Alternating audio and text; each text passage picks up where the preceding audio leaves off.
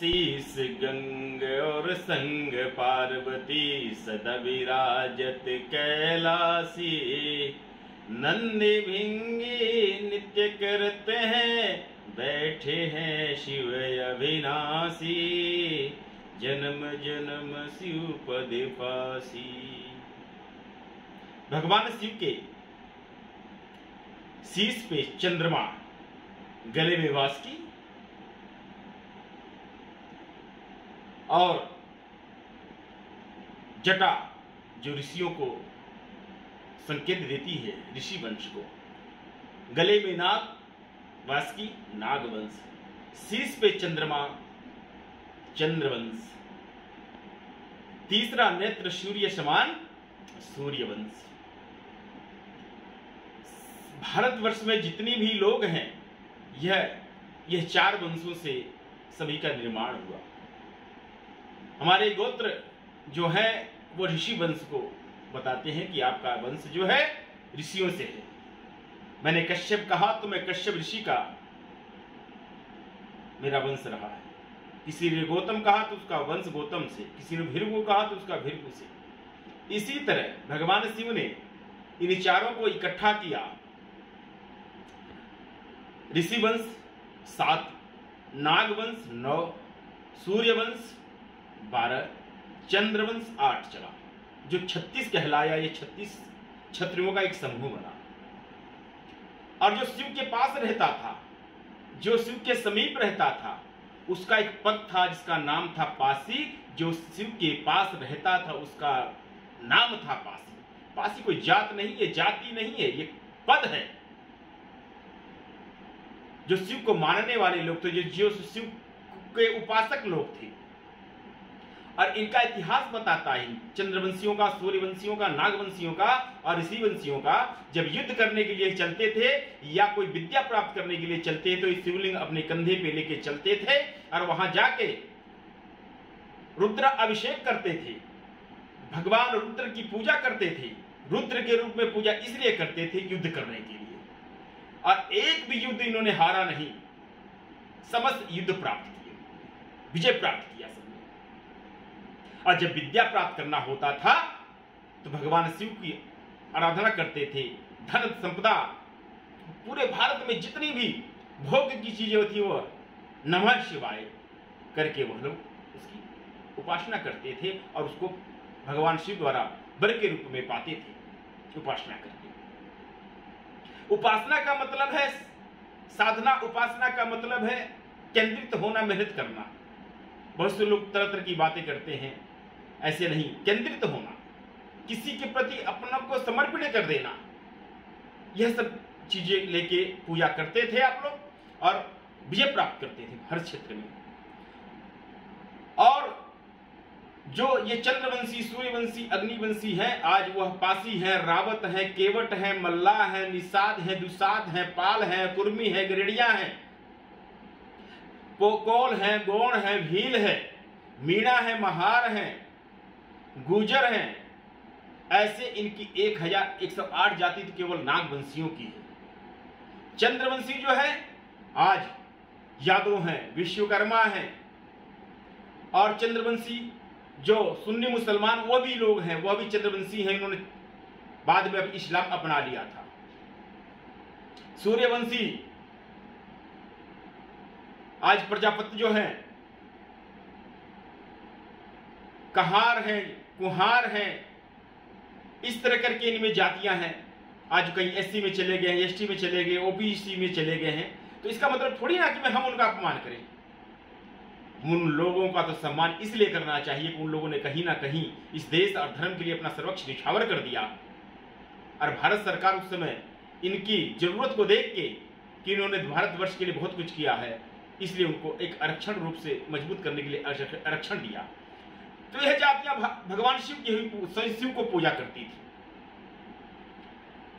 मैं समस्त भारत और सनातन धर्मियों को कहूंगा कि यह सनातन धर्म जो है वह शिव धर्म से ही निकला हुआ सनातन धर्म है। शिव धर्म को ही सनातन धर्म कहा जाता है। और जितने भी हमारे अखाड़े हैं, जूना अखाड़ा तो वह शिव धर्म ही लिखता है। तो आपको बता देता हूं कि शिव धर्म, सनातन धर्म में रहने वाले लोगों की जाति भारतीय है। अपने आप अपनी जाति के लिए अगर लिखना चाहते हो, अगर बड़ा गर्व महसूस करना चाहते हो अपना टाइटल लिखना, तो भारतीय लिखो आप। भारत में रहने वाला प्रत्येक आदमी भारतीय, चाहे हिंदू हो, चाहे मुसलमान हो, चाहे सिख हो, चाहे ईसाई, भारतीय कोई भी लिख सकता है। दूसरी बात, यह भारत देश हम समस्त भारतीयों का देश है। इसीलिए आपसी जाति धर्म से परे होकर भारतीय से परिचय देके हमें फिर से इस भारत को, जो सोने की चिड़िया महाराजा अशोक के समय में भारत था, चंद्रगुप्त मौर्य के समय में था, महाराजा पोरस के समय पे था, हमें फिर से इसे भारत की चिड़िया, भारत को चिड़िया, सोने की चिड़िया बनानी चाहिए। वो कैसे बनेगा? जब हम ज्ञान विज्ञान व्यापार आदि में विज्ञान की तरफ हम चलेंगे। अपने आराध्य को आराध्य के हे ईश्वर मुझे इतनी शक्ति प्रदान करो कि मैं डॉक्टर, इंजीनियर, साइंटिस्ट, धर्मगुरु, राजनेता या जो भी आप बनना चाहते हैं, आराधिए उनको और उनकी शक्ति अपने पास महसूस करके चलिए। देखिए, यह भारत फिर से सोने की चिड़िया कहलाएगा। यह भारत पिता मेरा बहुत ही कमजोर हो चुका है अपने पुत्रों के कारण। उसके पुत्र आपस में ही लड़ रहे हैं। अरे भाई, किस लिए लड़ना? हम एक पिता की संतानें हैं, उस महादेव की संतानें हैं। और बता देता हूं रावतों, पासियों, सूर्यवंशियों, चंद्रवंशियों, अग्निवंशियों, आप लोगों ने टाइटल के रूप में वो लिखा तो देव आदि देव महादेव वो लिखा आपने, सुहेल देव, लखन देव, देव टाइटल हमने लिखा। और हमारी स्त्रियां, हमारी नारी शक्ति, आदि शक्ति भवानी देवी जो थी, उनको देवी लिखा गया। पर ये सब लुप्त होते जा रहे हैं, मॉडर्न हो गए हम। ठीक है, मॉडर्न होना चाहिए, मैं नहीं कह रहा मॉडर्न नहीं होना चाहिए, पर अपने अस्तित्व को भुला के अगर मॉडर्न होना, मेरे हिसाब से तो नहीं। अंग्रेजों को देखो आप, बहुत मॉडर्न हो गए हैं, मगर अपने आराध्य को पूजना छोड़ा क्या उन्होंने? बिल्कुल नहीं छोड़ा। वो सिर्फ आपसे छुड़वाना चाहते हैं। पर मैं आप लोगों से आह्वान करूंगा कि भगवान शिव की आराधना करिए। शिव की पूजा करने वाले समस्त वह चीज प्राप्त कर लेते हैं जो उन्हें चाहिए, जो भी चाहिए, मैं कह रहा हूं जो भी चाहिए उसको प्राप्त कर लेते हैं। शिव और शक्ति, इस शरीर के अंदर भगवान शिव ने कहा था, मैं दाहिने तरफ मेरा जो है वो पुरुष और बाएं तरफ स्त्री, अर्धनारीश्वर रूप भी धारण करके दिखा दिया था। तो भगवान शिव ऐसे हैं जिन्होंने समस्त लोगों को लेके अपने साथ चला था, और आप लोग भी इसी तरह समस्त लोगों को अपने साथ लेके चलिए। इस भारतवर्ष को फिर से हम सोने की चिड़िया बनाए। बड़ा षड्यंत्र हम लोगों के साथ हुआ। महाराजा पोरस जो नागवंशी क्षत्रिय थे, जो आज पासी हैं, रावत हैं, गुजर हैं, चौहान हैं, उनका इतिहास कभी भी नहीं बताया जाता। और बताया जाता है तो ये कहा जाता है कि उन्होंने देश के लिए कुछ नहीं किया। क्यों? 71 देश जीत के अतताई चला था सिकंदर के रूप में, उसका रास्ता रोक दिया, भारतवर्ष में प्रवेश नहीं होने दिया। भारत रक्षक तो कहेंगे ही उनको भी, हम राष्ट्र रक्षक कहेंगे उनको, भारत रक्षक कहेंगे हम महाराजा पोरस जी को।